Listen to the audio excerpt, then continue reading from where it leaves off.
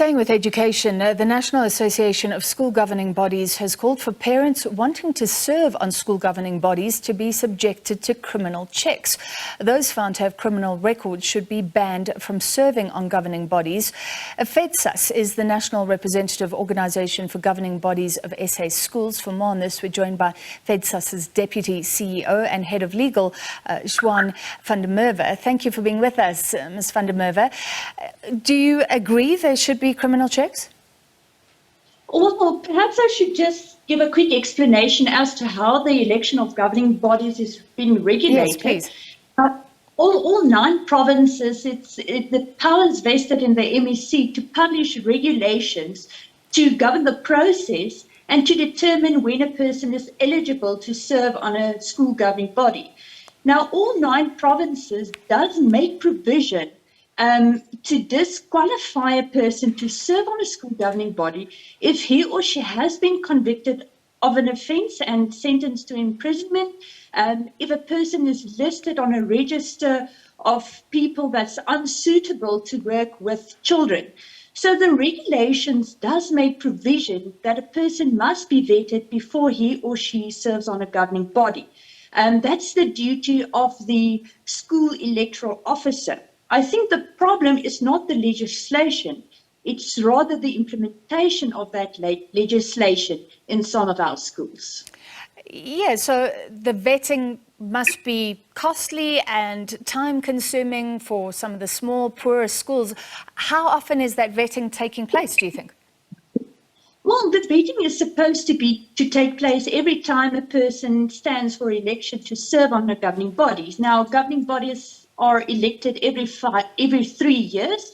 So every time a person is being nominated to serve on the governing body, the school electoral officer is supposed to establish whether that person is eligible to serve on the governing body and whether that person should be disqualified. And yes, it is time consuming. It can be costly as well. And we know that if you work through the SABC to get that specific person vetted, it can take up a lot of time. And I think that's why some of the schools neglect to go through a proper process to vet those persons. And then we sometimes sit with a situation where our children are actually left quite vulnerable. So let me rephrase. Do you think most schools, the majority of schools, are not able to vet? I do think so, yes. I think it's a massive task for schools to do that vetting.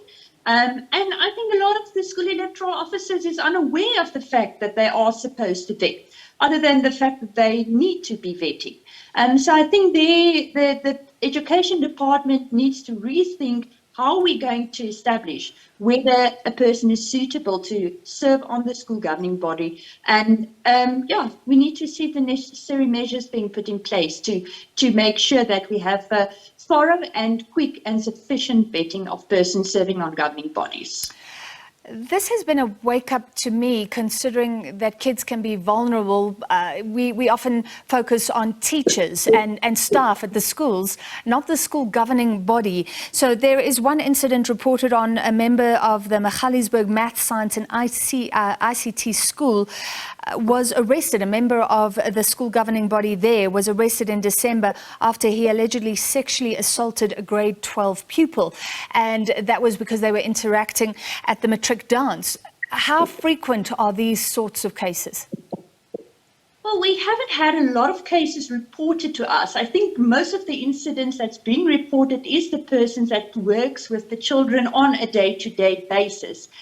We sometimes tend to see that the exception where a governing body is involved in the operations of the school, where they have more frequent contact with the children, we tend to see that those people that the incidents would occur in those incidents where the governing body members are involved in the operations of the school. And I think that's where, if we want to start with the vetting, it's important for the schools to ensure that they do vet the governing body members that's involved in the operations of the schools first, and then return to the other governing body members that's limited to the governance functions of the school only.